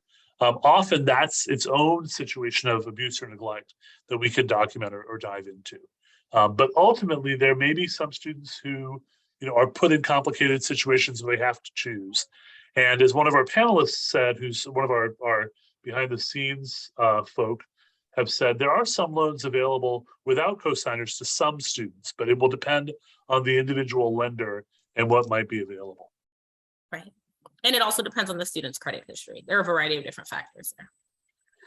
Do you want to talk about the Bright Futures prepaid complication issue here? And sure. I know this always gets people confused. So we didn't speak too much about Florida prepaid. And the reason we don't really speak to Florida prepaid is not financial aid. So in the vast, it's a financial resource available to students and family, but it's a resource that in the vast majority of cases has been purchased by a family member on behalf of the student. So that really falls into that category that we talk about of past income and savings. It is available to assist with educational expenses that the student has during a particular time frame. When we are looking at Florida prepaid, 90% of the time, you're not going to see it as a part of the student's financial aid package. The 10% of the time when you do is if the student is receiving Florida prepaid as a part of a scholarship. We do see that every once in a while. But the vast majority of students with Florida prepaid plans, those plans were purchased on behalf of the student by a family member. So it is a financial resource to assist the students with their educational expenses, primarily in most cases, tuition and fees. Florida prepaid will go towards that student's tuition and fees, or if the student has a dormitory plan, the student's on-campus housing. But their other financial aid or their financial aid resources can be used for all of the other aspects of their cost of attendance. So it is not necessarily required that the student has to make a decision to receive Bright Futures or Florida prepaid. They work in tandem. They're all going towards that student's cost of attendance to help the students pay for their educational expenses. So if a student has earned Bright Futures and has a Florida prepaid plan, the student can utilize both. So in the event that the student has Florida prepaid and Florida prepaid covers the vast majority of their tuition. And I always say the vast majority because regardless of the prepaid plan, no plan covers 100% of tuition and fees at any institution. There's always a little bit left. And so if that student has Florida prepaid, and then they have other resources such as Bright Futures, those other resources will tackle whatever is remaining on that student's account outstanding. And then if it's above and beyond, if the student's financial resources are more than what they owe this school, they'll get a refund to use for their other educational expenses. So there really isn't a reason for the student to have to make a decision unless the student just has so many resources that Florida prepaid isn't really helping them at all because all of their costs are being met. That's not typically the case. Daniel, did I miss anything there? No, I think you're right. So often people get confused and think that Bright Futures is limited to tuition. And that's the mistake I think people make. It's based on tuition, but it's not limited to tuition. So, correct. Yeah. Thank you for that clarification. And then since we're talking about Bright Futures, there is a question is the FAFSA still required for Bright Futures? And the answer is no, not at this time. At this time, in order to be considered for Bright Futures, students do need to complete the Florida Financial Aid application, but there is no requirement to complete the FAFSA to be considered for Bright Futures at this time. Wonderful. All great information for students and families and counselors to know so they can let their students know as well. But I guess along with the FAFSA, what are some ways that students and families can make sure they aren't making any errors on the form, because that can get in the way of having a submitted FAFSA versus a completed FAFSA? Maybe clarify what is the difference between the two. What are some ways students and families can make sure that they aren't making a mistake so they get the financial aid they're eligible for at the end of it? So the most important question on the FAFSA, get everything else wrong, we can correct it. The one question you cannot ever fix is your social security number. So used to be, back when I had to walk uphill both ways to get to school, it used to be that, students would memorize their social security number because you had to write it down on your SAT or ACT form. You had to write it down in your college admissions application. Now students don't necessarily know their social security number by heart anymore, I find. But this is one of those things that you better get right. And in fact, so important because everything is matched on that SSN. So when you create your FSA ID, when you start your students' FAFSA, make sure that social security number is correct. And actually, the other piece of advice I often give is the way the FAFSA and the profile are written, when they refer to you and your, it's often, it always is the case, they mean the student in those cases. What happens often is it's a parent who's completing the form on behalf of the student or with the student. And people who do the form often think you or your means me. No, it means your student. So if it asks for your date of birth, for example, it's not the parent's date of birth. If it asks for your income, it's not the parent's income. It'll say your parent's date of birth or your parent's income. So again, this is a really common mistake. The you and your refers specifically to the student, not the person filling out the form, which might be the parent. So it's you or your student. Any other clarification or guidance you would provide, Karima, in terms of filling out the form? Yeah, I would also state that students should check the status of the form. So there are times going back to being submitted, but there are times when the FAFSA is rejected, and there are a variety of different reasons that a FAFSA can be rejected. No parental signature, but parental signature was required. There are times when a student reports that they paid more taxes than the AGI, just some that come to mind.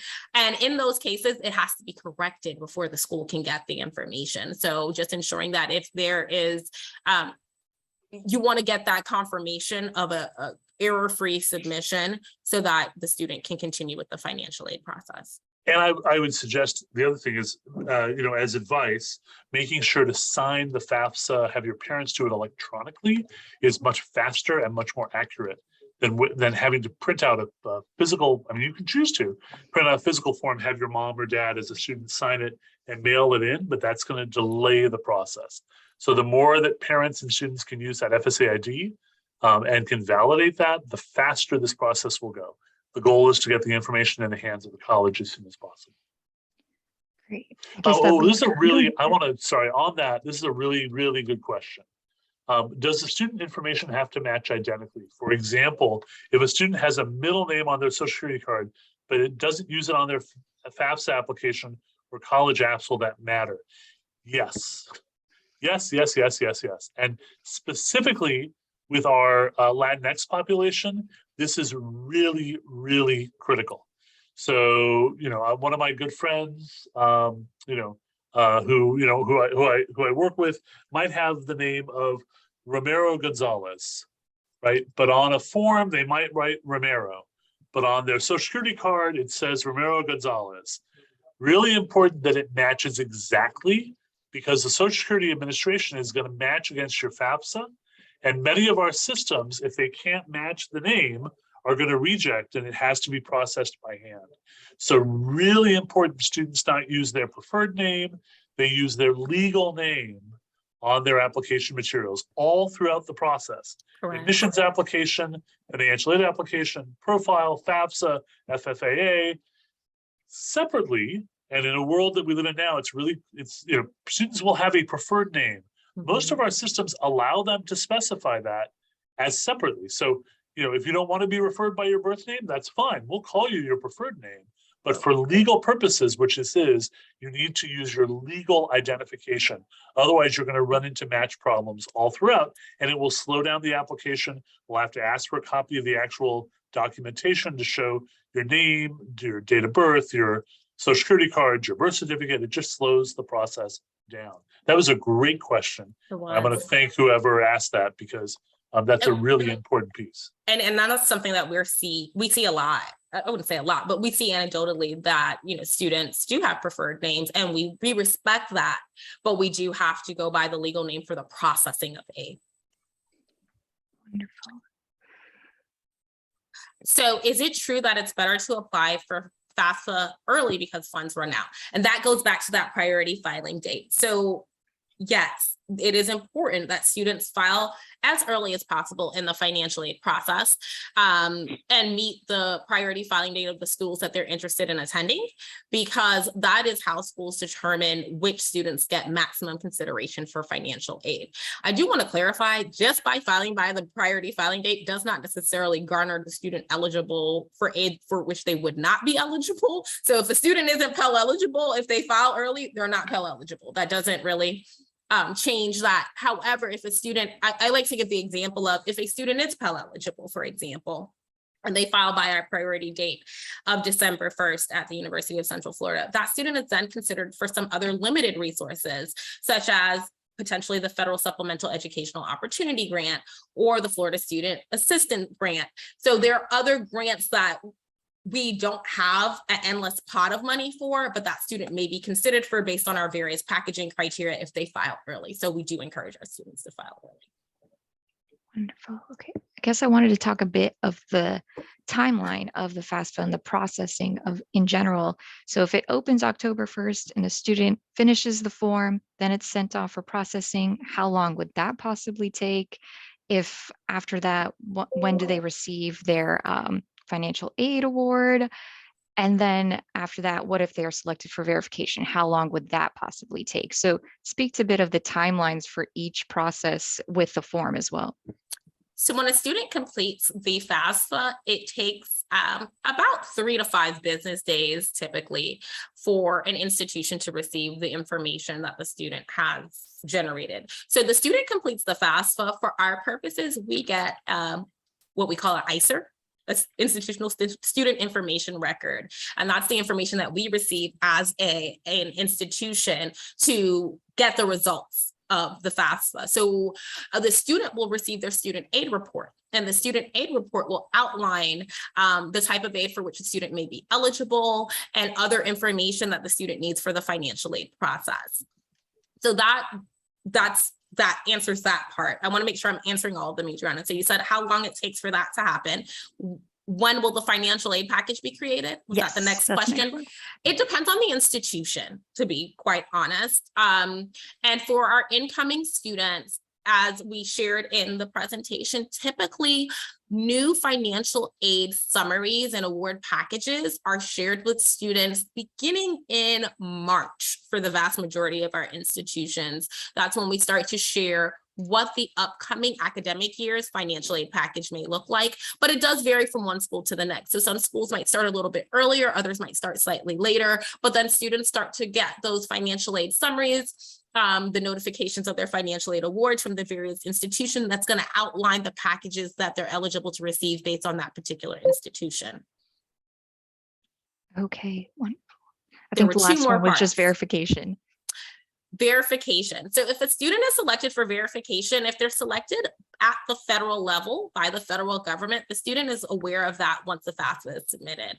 So they're notified of that immediately. But as Daniel mentioned, there are some institutions that select students at the institutional level. And so, for example, at the University of Miami, they have 100% verification. So all students are required to submit additional documentation. That being said, the process does vary from one institution to the next in terms of time frame. And so at UCF, for example, about 30% of our population typically get selected in a given academic year. When we're doing that in the heights of the verification process, the student is requested to submit all their documentation by a certain date. So in addition to our priority filing date for the FAFSA, we have a priority document submission date at UCF of May 31st. And the reason we're asking for that date, or May 30th, I'm actually a day off. The reason we ask for that date is because we're such a large institution and verification can take a long time because verification is like putting together the pieces of a puzzle. And sometimes we have all the pieces and we're able to complete the puzzle and move on. And other times we have to go back and say, hey, we're missing a piece and we need to find out more information. Daniel, yeah, can I add? So again, also it's important to understand. So at a place like UM, where we do require 100% verification, we're not going to put an aid award out without that information up front. So different colleges may make different choices here as well. So in our admissions process, if we're sending out incoming student letters, you're going to get a missing information letter saying, hey, guess what? We weren't able to put together a financial aid package for you because we don't have all the documents we've asked for. Right. I would also say, and this is unusual, but it occurs, when families have complicated situations where, for example, they have, and again, some of you, your eyes are going to roll, but they have an 1120S or a 10, which is an S corporation they own, or a partnership. Just follow along what the college or university asks. UCF may not want to see your partnership tax return or corporate tax return. And your K1s. We'll want to see it. So again, it's important to follow that. And sometimes what will happen, and this can delay verification, is the family won't give all the information up front. So we'll get half of it, or it's not a signed tax return, which is really important. So, we'll go back and say, we need a signed copy, or we need this form, and then that'll take some time. And then they'll give us that form, and we'll say, but you didn't tell us when we asked for your Schedule C that you have, or Schedule E, that you have this partnership and that S Corp. So now we need those forms. So again, it's really in the student's interest and parents' interest to read the instructions carefully about what's asked for, so they don't have to go through this cycle. We don't like it. We don't want to put parents through a cycle of multiple missing information letters and trying to figure this out. So be as disclosing as you can up front. There's a reason we're asking for this documentation. And I think the other piece is, to Daniel's point, schools do things differently. Some schools will not package without the documentation being completed. Other schools will not disperse, meaning that the aid won't be applied to the student account until it's completed. But schools do have leverage as to how they manage the verification process. So it's also important for the student to understand what's happening at the institution that they plan on attending. Good point. Does this also affect their funding? So if they applied earlier, but then they still have to go through the verification process and submit all these forms, even though they submitted their FAFSA in the beginning, does that also impact?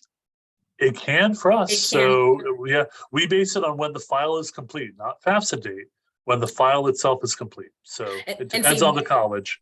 We don't necessarily do it that way. But what I will say is that verification can change a student's financial aid process. So it depends on what we learn in the verification process. We might learn that some of the information that was provided on the FAFSA is actually inaccurate, and now that student is no longer eligible for an aid program for which we had deemed the student eligible. And so because we do create financial aid packages for students who are undergoing the verification process, financial aid packages can change, not because the student was selected for verification, but because there is actually information that had to be corrected. Okay, good to know. Thank you so much for clarifying all that. I think we have a few more minutes left, so I did see a question. Can I just say, so I knew you're going to address this, but there's a question about finding speakers for your event at your high school. And I will say, hopefully you feel armed to be able to make these presentations, but if not, and again, if you don't feel like you've spent 30 years in financial aid and you're not ready to lead one of these publicly for families and students, there are lots of options. So one of them is I would certainly be in touch with your local college or university. Often we will, in fact, I have a staff member who's spending much of the next 3 weeks out doing presentations almost every night with families about how the financial aid process works. So reach out to your local college or university and see if they're willing to partner with you. I know Karima made this suggestion last time. It's really helpful if the district can do an event, because especially in the virtual world, I did an Orange County high school, Orange County public school event for the entire Orange County, and there were about 800 families on the event. Also, Florida Virtual is going to be having a apply, afford, and we have a wonderful speaker who's going to be doing the financial aid presentation. She happens to be in a box next to me, at least where I'm pointing. So Karima is going to be the speaker for that event. And I know we're going to do a FAFSA walkthrough as well. So there are lots of places for students to learn. And there are many, many resources that FAFSA and FCAN and others will be offering. Yes, definitely. So I will share a few of those right now as well.